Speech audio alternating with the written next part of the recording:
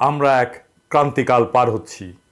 এই সময় আমাদের সঠিক সিদ্ধান্ত নিতে হবে আমাদের কাঙ্ক্ষিত রাষ্ট্র নির্মাণের, যেই রাষ্ট্র আমাদের জনগণের আশা আকাঙ্ক্ষা সম্পূর্ণভাবে প্রতিফলিত করবে, যেই রাষ্ট্র হবে মুসলমান, হিন্দু, বৌদ্ধ, খ্রিস্টান, পাহাড়ি, সমতলবাসী, দরিদ্র, ধনী, শ্রমিক, কৃষক, নারী, পুরুষ সকলের রাষ্ট্র।